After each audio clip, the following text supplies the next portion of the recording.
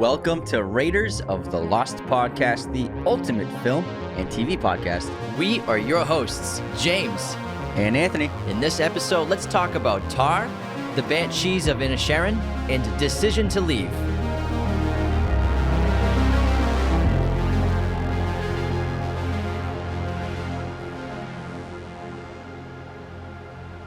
Hello, movie friends. Welcome back to the show. Independent cinema is hitting theaters real hard. It's Oscar season. It's booming, baby. It's booming. And we're getting a lot of great artistic films coming out this month, and especially in November and December. This is my favorite time of the year as a film goer because we're just going to get an onslaught of great independent films and, Oscar bait movies, but most of them are actually excellent. And these three in particular, Tar, Banshees of Inisherin, and Decision to Leave, are three of my favorites so far this year. They were all high on my list of expectations. I also had films earlier this year that were high on my list, like Amsterdam. I had huge expectations for and high hopes for, and I ended up not liking that movie very much at all. So things don't always work out with like how you hype it up. But these three films, I walked in knowing very little about any of them except for Banshees. I didn't watch the trailers for Tar. I didn't watch the trailers for Decision to Leave. So I was able to go into those films completely without having any idea what to expect. I saw Banshees trailers in the theaters, but seeing Tar and Decision to Leave without having any idea of what the story was, what scenes or camera work or the acting was like, was really an incredible experience because the films blew me away. Yeah, these were three of my top 10 on the year. Three filmmakers that it's kind of a no-brainer to go see in the theaters, especially with Park Chan-wook and Decision to Leave, and Martin McDonagh and the Banshees of Inisherin. Todd Fields hadn't made a movie in a while, but obviously Cate Blanchett is probably the best actor alive. Can we just say all hail Queen Kate? Oh my goodness, Queen Kate. What a performance. So all three of these movies, so original, so well written, so well directed. We both have seen all three of these movies in the last 2 weeks, and it's been a great month of watching movies. In addition, obviously big blockbusters, but we've had such great art, and they had limited releases at first, but now they're starting to get widespread release. They're all pretty successful generally, so Decision to Leave is the highest at an $18 million box office.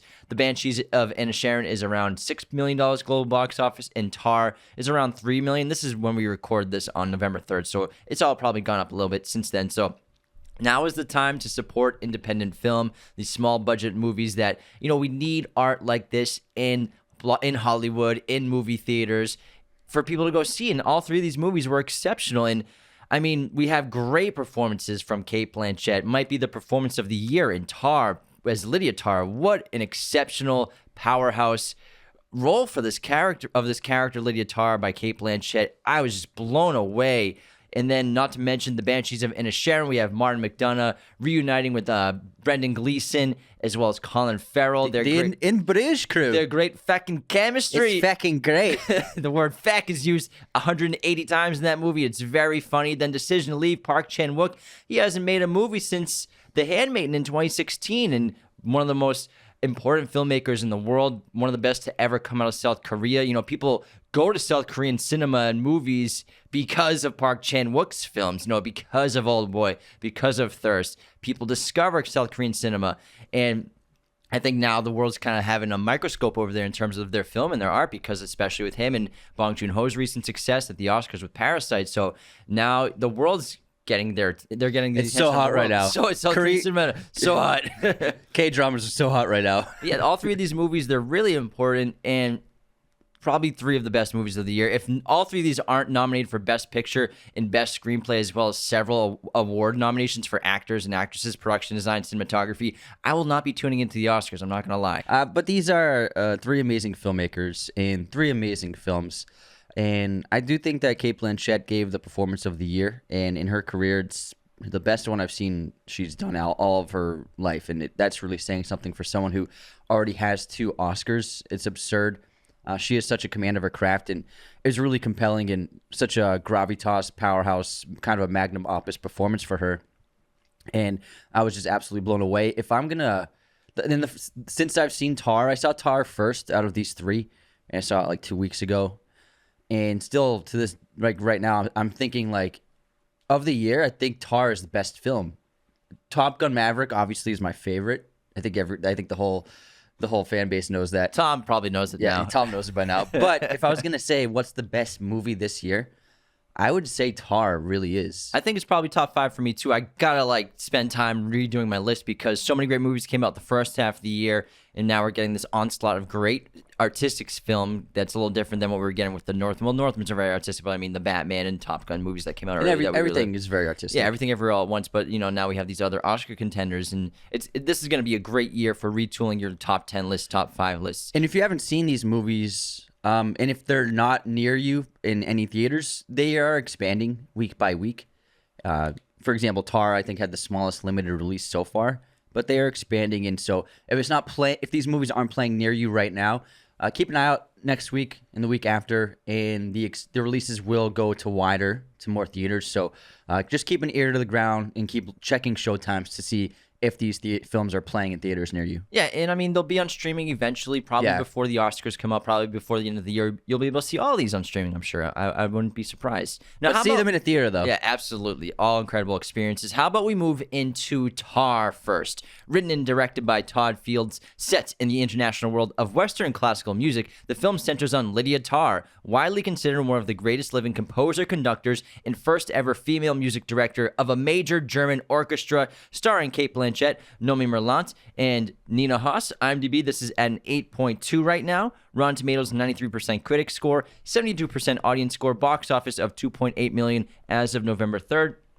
When we're recording this, again, performance of the year from Cate Blanchett. Such a powerful, moving performance from her. We've seen her in so many great movies, and I was blown away by the skill involved and the clear, intense preparation she put into this role. And the way they opened this movie up was so shocking and bold with that 20-minute interview of Lydia Tarr, the character. What a way to make a film. It was so bold, and I a lot of respect to Todd Fields doing it that way. And it was just an interesting... I'm sorry, it's Todd Field. Oh, I'm sorry, Todd Field.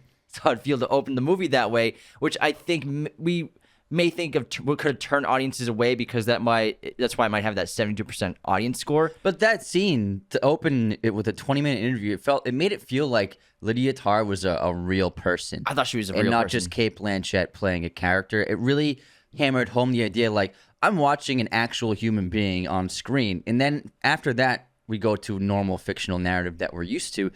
But that opening really set the stage for us accepting this person that we're seeing before us, not just as a movie character alone. And even more bold, Todd Field opened this movie up with the credits crawl that you normally see at the end of a film at the beginning of the movie with some background noise of what sounds like an audition between Lydia and a singer from a different country.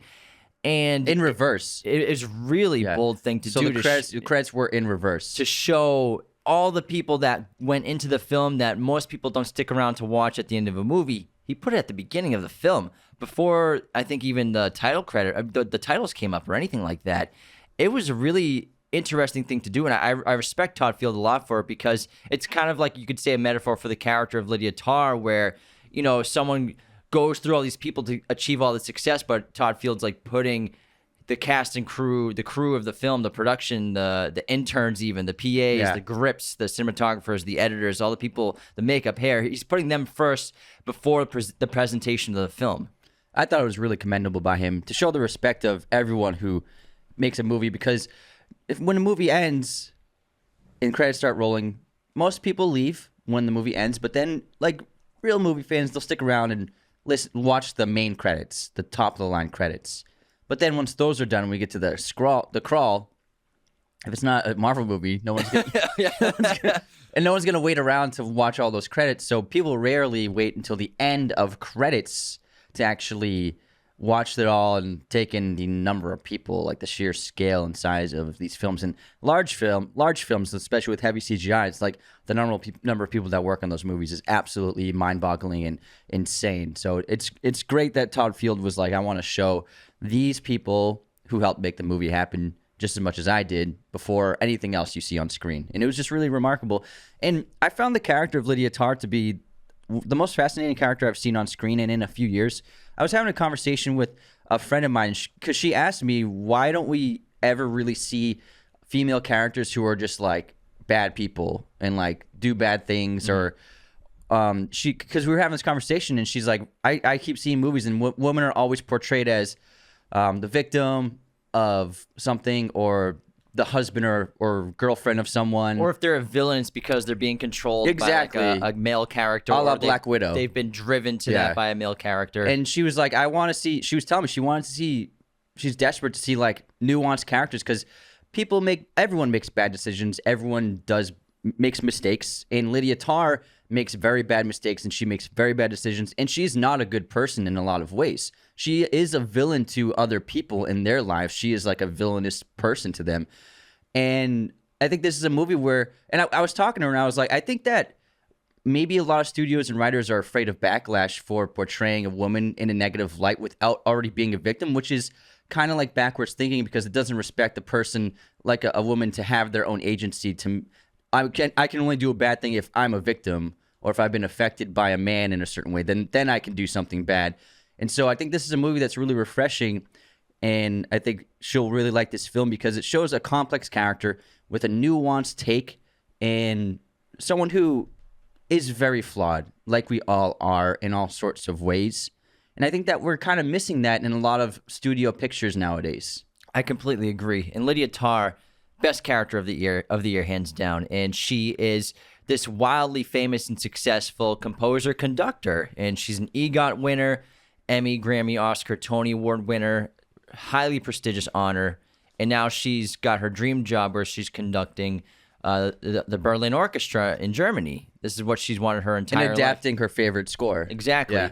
And this film is about her basically reaching the peak of her career, we're at in the opening of this movie, and then the fall and the tumble of a combination of, quote unquote, cancel culture and the effects of her self-sabotage and self-destruction of being a bad person and taking advantage of people. We find out she's been exploiting her power and control over people to get the kind of orchestra she wants, to get the kind of specific woman in positions of power in her orchestras and working underneath her, so that using favoritism to exploit them for intimate relationships and take advantage of them, and then basically throwing them away like scraps. And in the film, there's a former composing student of hers that commits suicide, and she tries to distance herself from the situation, but she eventually comes out that she had an intimate relationship with them, and she did this act of favoritism for bringing them up into this orchestra classical musical world, you taking advantage of the woman and leading her to suicide, where she destroyed her reputation, destroyed her career, told every orchestra and musician that she knew not to hire that musician,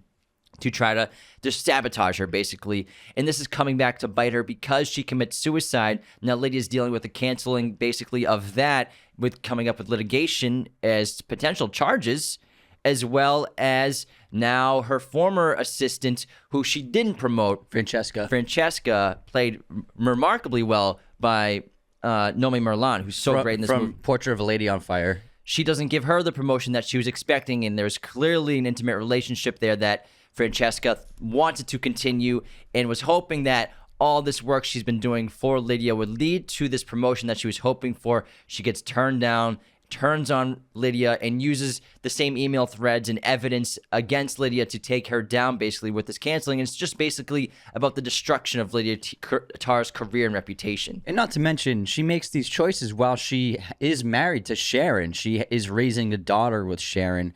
And time after time, who knows how many women she's had intimate affairs with, how many times she's taken advantage of young women in the past. One can only tell just from this film within a year and a half span of what this movie's talking about. Just there's two women already. And Francesca, it might kind of fly under the radar, but there are a couple of moments that show that they were intimate once. And Francesca is basically her personal assistant, trying to work her way up to become an assistant composer and eventually an assistant conductor, and then eventually a full-time conductor with a major orchestra.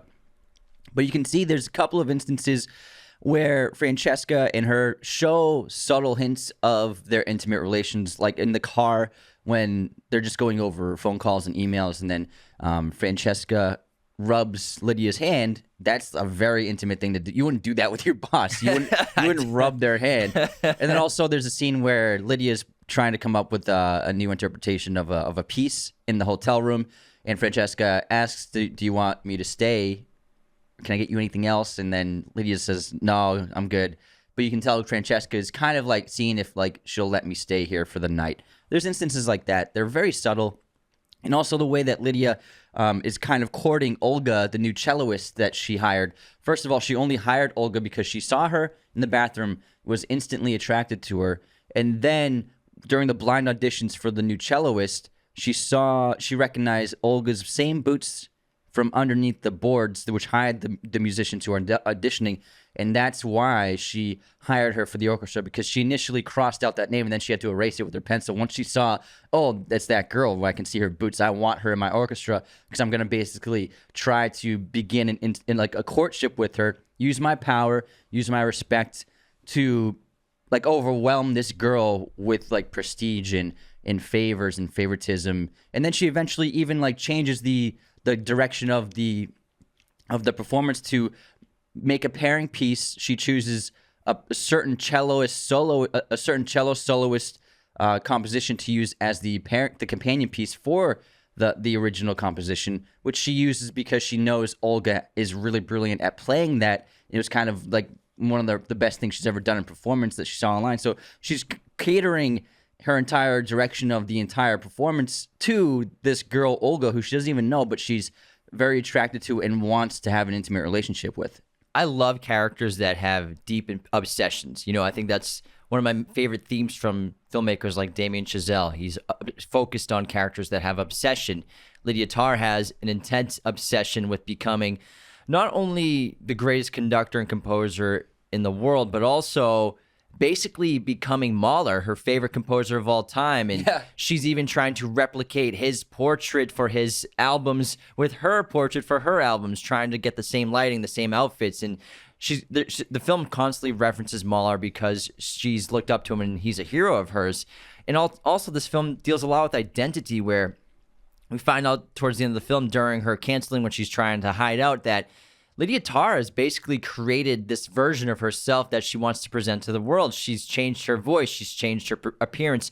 She's clearly trying to hide the fact and destroy the fact of her roots. And she goes to her childhood home, which sounds like in the middle of nowhere in a random city. It sounds like, what is it, Philadelphia or something? Her brother seems like a stranger to her. He's got this city accent that clearly she probably had as her kid, and we're going through her trophy room and everything, and she's crying at the VHS of Mahler. I think it was Mahler during one of his conducting courses or performances, as well as, we realize that she's not really this she didn't grow up as this incredibly high-sounding, articulate person. She created that for herself. And this film is basically about that identity and how people do create their identities, and also how people's identities affect what they want to learn and be inspired by. And there's a really important scene in this film early on, great long take, where she's guest teaching at Juilliard, and she gets into an argument with a student who is a person of color, and she asks that person about Bach and how does Bach make them feel, and they tell Lydia that they don't like Bach, they don't want to listen to Bach or be inspired by Bach because he was a cis white male, and since that person doesn't identify as the same thing, plus questionable morals, we have this great conversation of, can you separate the art from the artist, as well as having accountability for people in the past in art, and should we just dismiss any art that was created by somebody with a questionable past, that did questionable things, that have unsavory beliefs or morals compared to today's standard versus 200 years ago? Should we just eliminate them from artistic history, or can we learn from them? Can we still be inspired by them despite the fact you don't agree with the way they lived their lives at the time? And so I think it's a really important conversation to have, where there's got to be some sort of balance between art and artists, separating them from the two, as well as having accountability for the past. Yeah, I think it's a topic that a lot of writers and especially filmmakers are afraid to broach or even have a conversation about. It seems like people are one-sided either way, but I don't think anything is one-sided either way. And I think that everything is complex and difficult, but needs to be talked about. And I really think this movie is commendable for approaching this hot-button topic with like a lot of care and trying to articulate what the issue is and questioning it. It's not a problem to ask questions, and asking a question is just like, I think that's normal for people to learn more understanding and get closer to each other and finding middle ground. And this movie, I think, is trying to find a middle ground where the young student is saying, I don't want to listen to anyone or take inspiration from anyone who doesn't look like me. And then Lydia is arguing that just because someone is different from you in the past, should we judge them so harshly? And if they made bad choices in the past, should we just denounce them and erase them from history? Is that fair? And also, if you're going to look at these people who aren't even here anymore, if you're going to look at them with a microscope, then you better be ready to have a microscope looked on you in that same regard. And if you're going to judge these people, you have to be prepared to be judged by other people based upon the same conditions that you're using against them. So do you want to be only judged based upon what you look like and what your identity is, or do you want to be judged based upon your work and what you create as an artist in this situation? And so I think it's a complex situation and conversation that I think the movie does a terrific job of talking this out and trying to figure things out. Because Lydia doesn't want that for herself. Yeah. Because she doesn't want to just be known as a female conductor, a female composer, a female EGOT winner. She doesn't want to have the term maestra instead of maestro. She thinks that's silly to only attribute like a gender to somebody if they are not of a male identifying gender and they win an award or they have a prestigious job or something like that. And so she doesn't, it's that great opening interview where they talk about that. And she's like, why do we attribute something like female to a prestigious name? Why can't you just call me a composer? Exactly. Why can't I just be a composer, a conductor, an Oscar winner, a Tony winner? I have to be a female Tony winner. I have to be the first female composer. I have to be this. And then the great conversation starter about how it seems like there's sort of this forgetfulness of female contribution in the past to the arts for the last several decades. Of course, the majority of civilization, women have not been able to contribute to art and to the world. They were, stuck below this ceiling. Of course, we all know that. But, the 70s, 80s, 90s, we got so many great artists and female artists and composers and even female directors. It's a movie podcast, and it seems like a lot of people don't really take the time to look up these female directors that were making movies in the 20th century compared to, the new pop culture hot button item directors, like these new young directors that they love and know. And it's like, they're great, but what about the female directors that were Claire Denis, Agnes Varda, Catherine Bigelow in the 80s and 90s before she won an Oscar, Penny Marshall, and so a lot of people don't even know these names because they don't really take the time to look to the past. And Lydia Tarr's even asked by the interviewer, like, oh, so but wait, who are some other female composers besides you? And she's like, oh, well, I mean, there's so many. She starts naming so many, and the guy on stage who's supposed to probably be an expert on classical music probably has never even heard these names before because he hasn't taken the time to go back and look at it. Yeah, I think that the film, because there's so many conversations in this film, so many themes, and that's a great conversation they have because she's like, I wouldn't be here if it wasn't for all of these women who paved the way for me. And I think that what's that term for just recency bias? Yes. I think there's a recency bias in all forms of art where we're kind of just obviously celebrating women who are contributing right now, but in a lot of ways not even thinking about, oh, who were the women who contributed in the past? And obviously way more men contributed than women, and it was so difficult for women to even contribute to the arts in every regard. But that doesn't mean that we have to not even look into the past and try and find those great artists who did make beautiful films and music or art or writing, because they're there. But I feel like, I think movie is hitting it right on the head, where it's like a lot of people don't even want to look into the past for that, even though it's there, which is kind of sad. It's kind of like a pop culture thing, or it might be a social media thing related to it too. I mean, we all love Greta Gerwig, Reed Morano, but these directors from the past that no one really talks about today in pop culture. Well, it's more like in social media, movie culture, YouTube culture, TikTok, Twitter, movie culture. They're never brought up, which is a sad thing because we've been watching their movies for years, and many people have probably seen their movies and don't realize that they were directed by a woman. Like Jane Campion, she just won the Oscar, but she's been making movies since the early 90s. And exactly. She's an amazing director. And, you could argue that some of the canceling of Lydia Tarr is unfair in this movie, where obviously we have the doctored video that's been chopped up and edited in specific ways to make it seem more of an attack by her on the student than it really was. And so we have that situation where when we get stuff put online, we don't know the full truth, and a lot of people don't understand that things can be edited to sound even more unsavory than when they came out originally from the person, because you weren't there in person. As well as Lydia Tarr, the control, the obsessiveness of her control around her life, around her orchestra, around who she lets into the orchestra, and controlling situations like when she lets go of the elder man who's been working as the assistant conductor or composer for years, and he's clearly going to be next in line, and he gets stepped over by her. She basically fires him to have him move somewhere else, and she ends up turning the conversation where he ends up apologizing to her by the end of the end of the meeting, which is absurd. And plus the control she has over her wife and her family.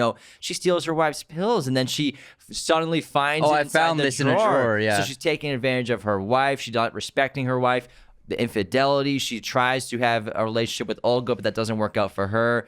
And also, there are things about her that you kind of like when she intimidates her daughter's bully, but still, that's not the proper behavior of an adult thing to do. It's very funny, though. So she's a very complex and very flawed character, but I can't help it. I got to see this movie again because she's so fascinating. It also has a great conversation in contrast to that how you judge people from the past of maybe it's not a good idea to put these historical figures on such a godlike pedestal, because Lydia becomes one of these people, a person with so much prestige and an incredible body of artistic work. But what's her impact on the world outside of that? She's a terrible human being to everyone around her, everyone who loves her. And she treats those in her orbit horribly. So should she be put on a pedestal in 50 years, in 100 years? Should she be one of the greatest people to ever live, the way she views Mahler and Beethoven and Mozart? I think that's another conversation the film's having. It's so complex and nuanced how it's not just taking one side. It's taking the complex subject matter and showing us both cases where she's you can't denounce people from the past because they're great artists. You can't just denounce their work because they'd made bad choices. But then she herself, great artist, making terrible choices. And how should she be judged? Should she be completely celebrated in 100 years? Or should she be shown kind of condemned in a way because of her reprehensible behavior? It's a tragic ending for her, where she's basically exiled out of her countries and the places that she loves and where she works in Berlin. And she's moved to Asia, we're assuming was Thailand. And she's now composing music for these live events for fandom and sort of anime dress-up culture. And it's cosplay, but man. She's still obsessed with conducting, and she's still in her element, and she still treats it like she was in Berlin conducting the orchestra there. Yeah, it's what an ending, and what a story arc. And it ends on the crowd. Yeah, it ends on the crowd. Essentially, I mean, you could say that's both the audience for celebration and also for judgment. The crowd, looking at it both ways. Of you can judge the artist and you can also celebrate the artist. It's a really deep film. It's really intelligent. Such a well-written script. Great performances. This has got to get so many nominations. And if you haven't seen it, I'm assuming if you've listened this far, you have seen it. It's tremendous. It's a tremendous movie. Now let's move on to the next film of the episode. The Banshees of Inisherin, written and directed by Martin McDonagh. Two lifelong friends find themselves at an impasse when one abruptly ends their relationship, with alarming consequences for the both of them. On IMDb, this is an 8.2, 97% Rotten Tomatoes critic score, 83% audience score, box office of $5.8 million as of November 3rd. This movie is gorgeously shot. It takes place in 1923 on an island off the coast of Ireland. It is a very small town, which motivates the characters in their actions and personalities. It is hilarious, so well made, so well acted by Colin Farrell, Brendan Gleeson, as well as the character of Paddock's sister, Carrie Siobhan, Condon. as Siobhan, and then Barry Keoghan as It's Dominic Keoghan. So I know there's a lot of debate on how to pronounce Barry Keoghan's last name. And we got a lot of flack, especially on TikTok, about how we said Barry Keoghan, because it's an Irish name. A lot of Irish names are pronounced differently than what they look like. They have odd spellings for Americans. Yeah, Siobhan in this film, it's spelled Siobhan. Paddock, there's a B in there that's silent. Column is Colm. We've never seen these letters put together. Yeah, like yeah. this So I before. mean, we're American, even Yeah. though we're a quarter Irish. We're not great with pronunciations. We're getting there. We're doing our best, but we're told by a lot of people that it's pronounced Keown or Keown. However, I watched an interview with Barry Keoghan this morning to correct the pronunciation, and he pronounces it with a G in there. He's on hard record. G? He's on record saying it's the soft G, the Keoghan. Soft G is just. Okay, so the hard G, the Keoghan. I thought J. All right, That's the soft. So he pronounces it with Keoghan. He even says, I may have been pronouncing it wrong my entire life, but the G is in there. So that's how Barry Keoghan says his name, even though the rest of Ireland might say Keown or Keown. It's Keoghan. It's official, folks. It's official. We found the interview. The evidence. Anyways, the cast is amazing in this film. Mark McDonagh is a terrific writer and director. He's also done 3 Billboards Outside Ebbing, Missouri, 7 Psychopaths in Bruges. fucking Bruges. He's an excellent filmmaker, and he gets great performances out of his cast, and especially Colin Farrell and Brendan Gleeson, who are an amazing pair with their dynamic and their chemistry. And in this film, I mean, I think Colin Farrell really steals the show. He's a wonderful performer, balancing both drama, tragedy, and terrific comedy. He plays this happy-go-lucky farmer. He has a couple of animals. He sells milk. That's how he makes his ends meet, and he lives with his sister Siobhan. And he has a best friend, Colm, who he has been hanging out with for, who you could imagine, Their entire lives. Decades now. They've lived in those houses their entire lives. And what they do every day, 2 p.m., Potter goes, grabs Colm, and they walk to the pub, and they have a couple of pints at the pub, and then they go home. That's their routine. It's been like that for years. And then suddenly, out of nowhere, Colm just goes to him and says, I don't want to be friends with you anymore. Don't speak to me ever again. Friendship is over, basically.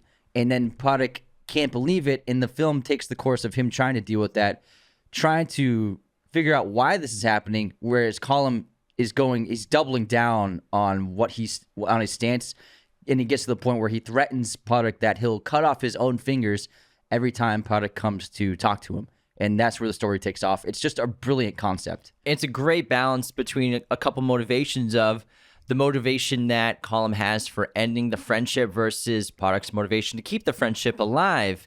And I think the small town setting, the small island setting, really informs the characters so well. It shows their motivations clearly in their personalities in life. And, it has an effect on different people. Siobhan is somebody who feels unfulfilled in life. She's lonely. She even asked Poddick one day, like, don't you feel lonely? He's like, what the fuck is wrong with everybody? She wants to get out of there, and we find out she's making secret plans to leave the island to move to the mainland and takes a job there eventually and leaves Poddick. And then Colm is at this point where he's seen his life waste away, and he's like, I got 12 years left and I have nothing to show for it. And he's an artist. He plays the fiddle really well, and he's got a creative mind. Obviously, when Potter goes inside of his house to call on him, he's got all these interesting masks and sculptures that he's created.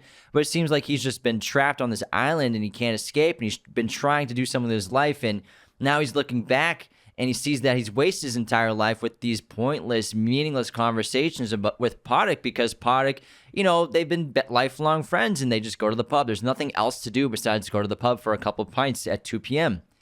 And he's wasted his entire life with Poddick, and he's kind of taking it out on Poddick rather than looking at himself in the mirror. And this wildly unfair thing that he does in terms of basically hitting the block button on Poddick in real life, which is really unfair to Poddick because, Colm tells him, like, I don't want to hurt your feelings. I don't want anything bad to happen to you. He still, cares about him. He even helps him up when he gets punched out by the cop and helps him ride his pony home so he gets home safely when they're not talking. But he just doesn't want to talk to Poddick anymore. He doesn't want to waste any more time on these pointless conversations about his pony shite. They're good conversations. Just normal conversations. They're shite conversations. So it's really unfair because he's making Poddick like a scapegoat for what he hasn't achieved in life. Yeah, I mean, I think that he's blaming someone else rather than himself, and he's turning into this self-destructive human being because it's his own fault. If he found Poddick to be so boring and so wasteful of his time, then why did he spend so much time with him? And also, I think that Colm is blinded by his obsession with legacy, where he wants to be remembered for making great music, and he says he wants to have an impact on the world in some way, and he wants people to remember him for what he's done rather than who he is. And then he says, like, and he tells Potter, like, nobody remembers people from history. They're not remembered for how nice they were. They're remembered for what they created or what their legacy was. Whereas Potter is saying, he's arguing that it's more important to, form relationships and to live a good life. And people, it doesn't matter if you're not a famous artist or a composer 100 years from now. What's more important is the impact you had on the people in your life and the relationships you gathered in. People will remember you for that. Like Potter says, I'll remember my sister forever. I remember my parents. They were kind, nice people. And that's actually more important than Mozart's music to someone like him. And that's ultimately what really matters in life. And that's why Potter is, out of everyone, the only character who seems to be happy with his life and seems to be comfortable and content.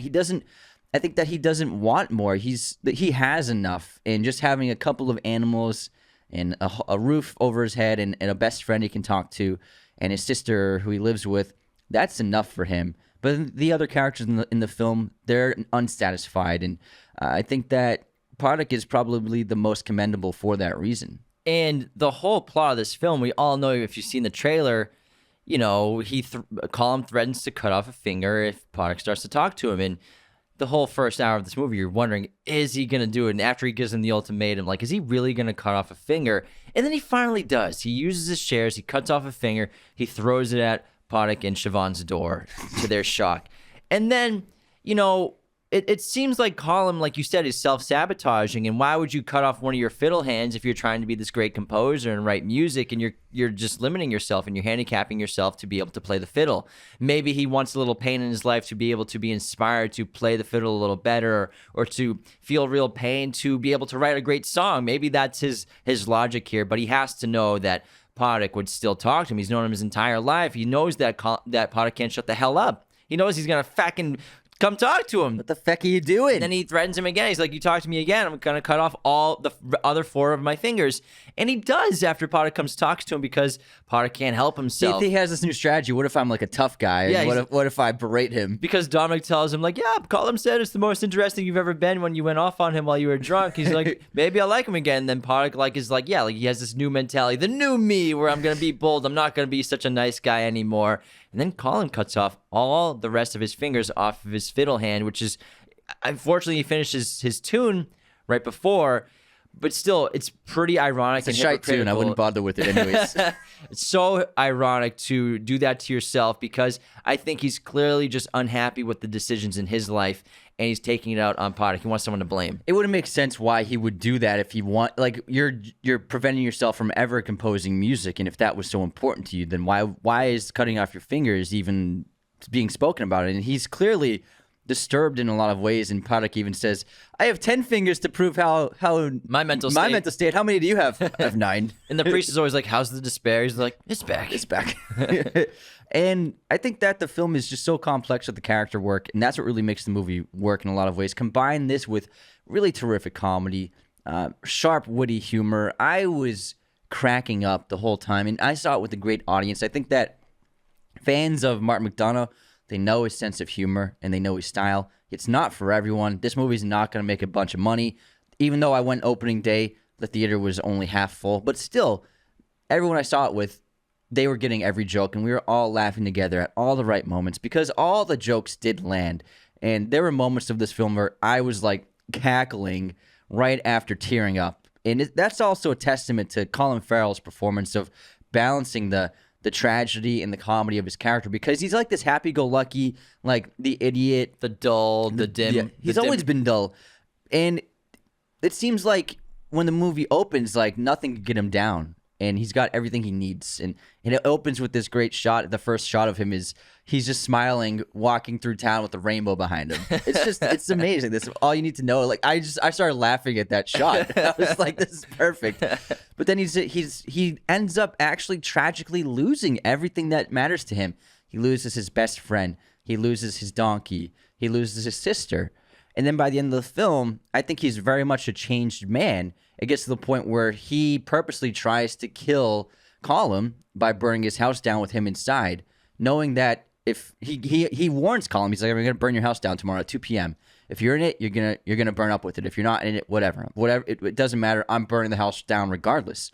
And he burns the house down, sets it aflame, and sees Colum inside. Doesn't even bother to say, "Hey, do you really want to do this? Do you really want to die inside of here?" He just walks away with Colum's dog. So that's something that something the early Podrick in this film would never conceive of doing. But he was pushed past his limit by this incredibly unfair situation where Colum, I think this film is showcasing that you cannot dictate how other people feel, and you cannot dictate how other people live their lives. If you want to stop a relationship and a friendship, so be it. But you cannot be surprised if someone reacts poorly to that. You can't just expect them to act like, "Oh, there's no problem. My best friend of 30 years doesn't want anything to do with me." That's okay. You have to be able to respect other people's opinions and their feelings in every matter. And there's a lot of complexity to how the donkey dies. I think it's a great blatant metaphor that McDonough did with the animals. Obviously,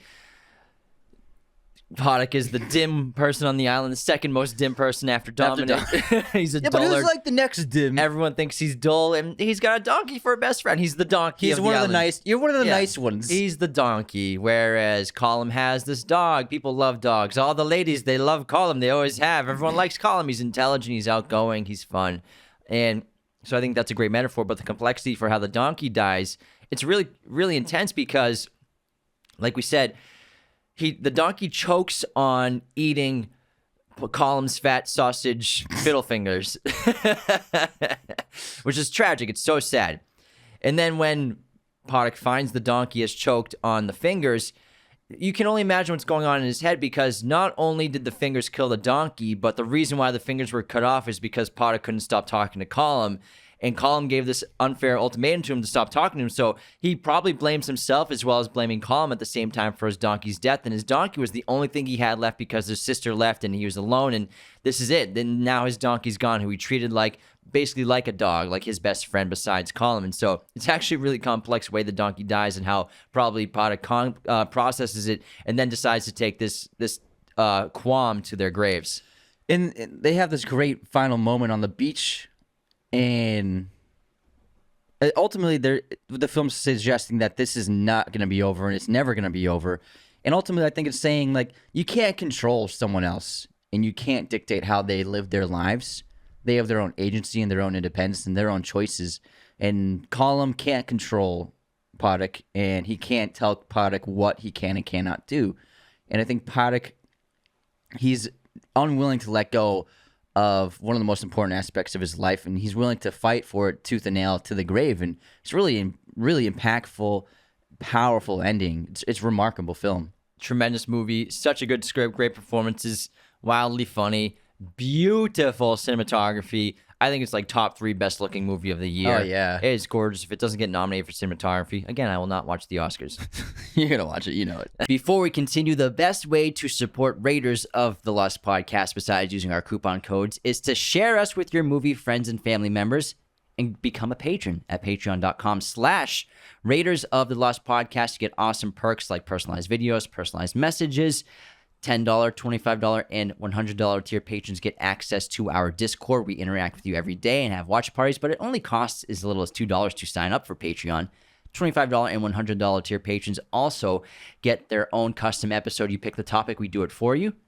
$100 tier patrons, you are the chosen ones. You are an executive producer at the end of every main episode. You get a personal watch party, and after 3 months of being in that tier, you get to come on the show for a fun guest segment. Patreon is the reason why we can do the show full time, so thank you so much for your support around the world. Our other amazing sponsor is movieposters.com. Use our special promo code Raiders10 to get 10% off your order today. Movieposters.com has a gigantic selection of pretty much every movie and TV show imaginable in their poster library, as well as all sorts of options for sizes, framing, and even backlighting for your poster needs. So whatever your needs are, movieposters.com has you covered. We have a bunch of these posters on our set, as well as decorating our home and bedrooms. They are high quality, the best money can pay for, while still being very affordable. Again, head on over to movieposters.com and use our promo code Raiders10 to get 10% off your order today. Let's move on to our final film of the episode, Decision to Leave, directed by Park Chan-wook, written by Park Chan-wook and Chung Seo-kung, starring Park Hae-il, Tang Wai, and Lee Jung-hyun. A detective investigating a man's death in the mountains, a mysterious man's death, meets the dead man's mysterious widow and suspects her in the crime. IMDb, this is a 7.3. Rotten Tomatoes, it is a 94% critic score, 91% audience score. Box office, $18 million globally. Park Chan-wook also won Best Director at Cannes Film Festival this year. 7.3 on IMDb. That is pretty low for a Park Chan-wook movie. And I feel like maybe not a lot of people understood this movie. They have mixed emotions about it. Maybe they thought it was boring or too complex, or maybe, I don't know. I read reviews. People thought it was pretentious on IMDb, so stuff like that. But I think it's a brilliant movie. It's a great genre blend of a classical type of story where we have like a noir mystery, murder mystery of a detective falling in love with his suspect. Classic like movie from Hollywood, but it's subverted and changed to the contemporary setting, infusing technology in really inventive ways, which Park Chan-wook really does. This movie, I think, is the most deserving of a rewatch of the three films because there's so many minute details that I feel like I didn't really fully pick up on my first viewing, but then like looking back on it and thinking about it, I'm like, all these things that are like little puzzles, little details, little Easter eggs that I think it needs another viewing to fully digest this movie again. I'm not saying it's a bad thing about the movie. I think it's a great thing because it's so complex. Great movies deserve rewatches. Funny as hell, this movie as well. Great script. And it is the official submission of South Korea for the Best International Film category of the 95th Oscars in 2023. I think that this film is also the best edited movie I've seen all year, and I think it should win Best Editing at the Oscars. It also has some of the best cinematography. I think Park Chan-wook, his style, I think is improving with every movie, and the way he uses the medium in new ways is really remarkable. In this case, it's a detective story, murder mystery. We've seen all of these scenes 1,000 times. Police interrogations, checking over evidence, interrogating people. Foot chases. We've seen it all over and over and over again. But what Park Chan-wook does is really special, where the way he films and edits this picture, it feels fresh and it feels exciting and it feels like you've never seen these sequences before. And he injects so much energy in both the cinematography and the editing, and it really makes this film something wholly unique in the genre. I think he absolutely deserved the Best Director at Cannes, and I have him as the front runner for Best Director in America for the Oscars. I hope he gets nominated and wins, but if not, definitely editing and cinematography need to be recognized for this movie because it's the best of the year. He was really creative with his use of technology, especially how screens are used and depicted on films. We're seeing like the POVs basically of these screens where they're laced over the screen and a character is reading it. And it's just like a brilliant way to portray technology that we hadn't seen before. And on top of that, it is so great.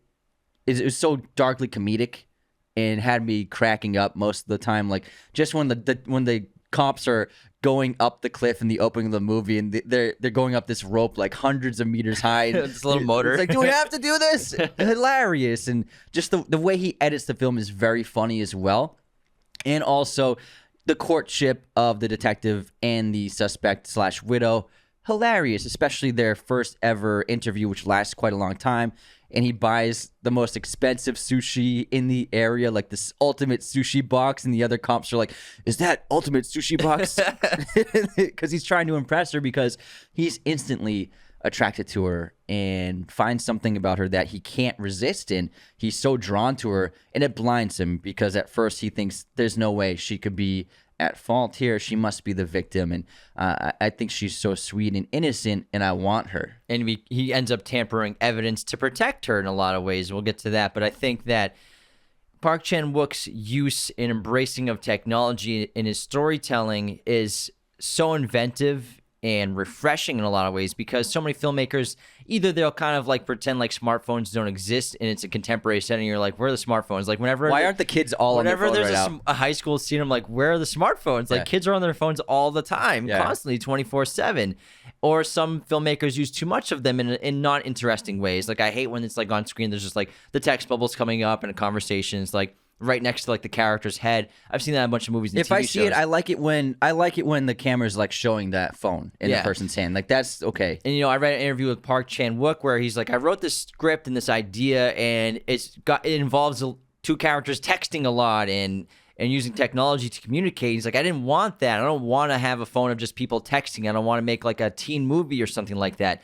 And he was trying to figure out ways to avoid it, but then he ended up embracing the idea of using technology as a storytelling device, used the text messaging effectively with infusing with his filmmaking in terms of the great POV shots of like inside the phone, like looking out or looking on, like kind of you're being a voyeur, peeking into somebody's phone, as well as using voice recording devices to leave messages for the characters, leave messages for themselves, or then they reveal these messages to characters later on, as well as the translating app was used very effectively because Seo Ray, played by Tai Wang, she is a Chinese actress who got a lot of prominence back in like the 2000s working with Ang Lee, and Park Chan-wook cast her specifically for this role.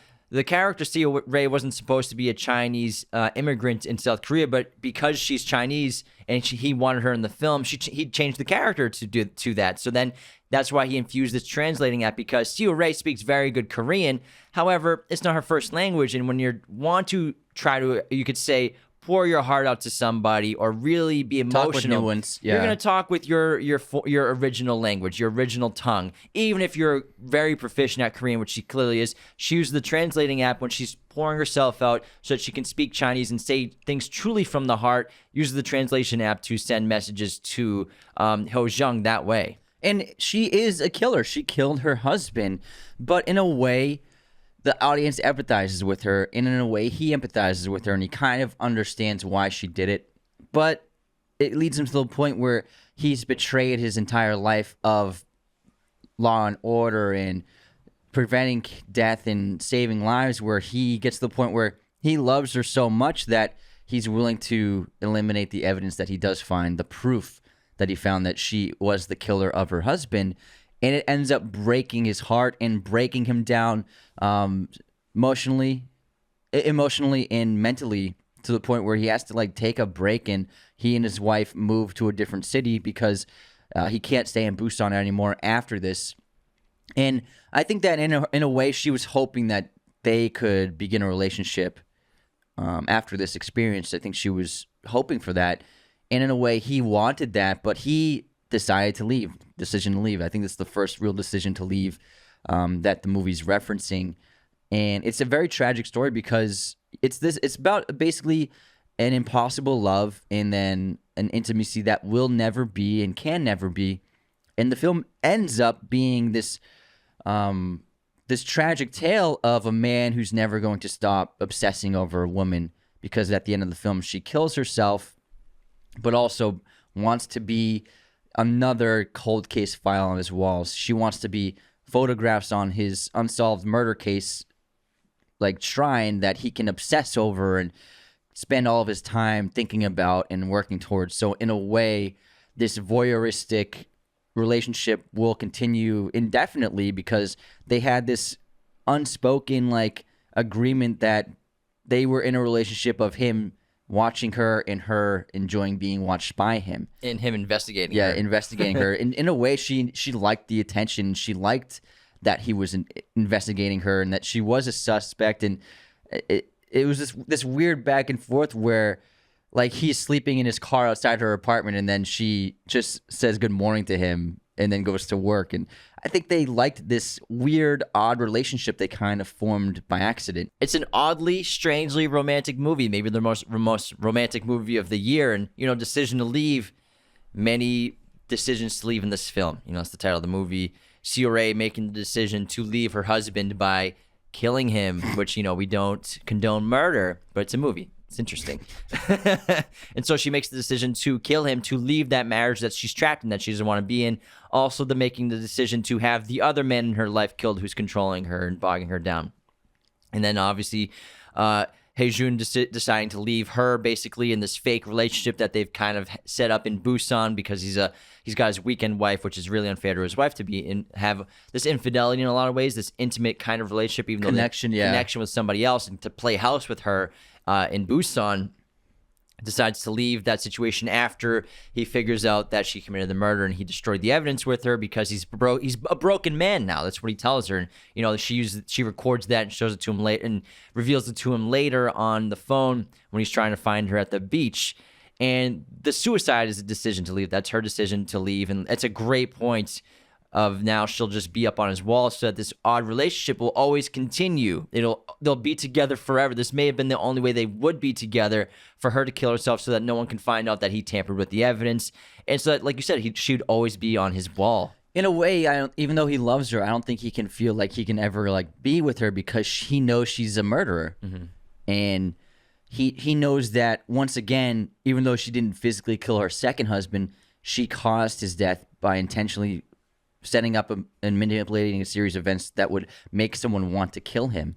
And so he knows that she's responsible for 2 deaths. So in a way, I'm not sure he could ever actually be in a normal relationship with her. On top of that, he has this, like, in the back of his head, this fear of her, because when they go on that hike and they go to the cliffside and he's looking out on the view and then she's behind him, she approaches him from behind, and for a moment he thinks she's going to push him off the cliff. I thought she was going to. Like her husband.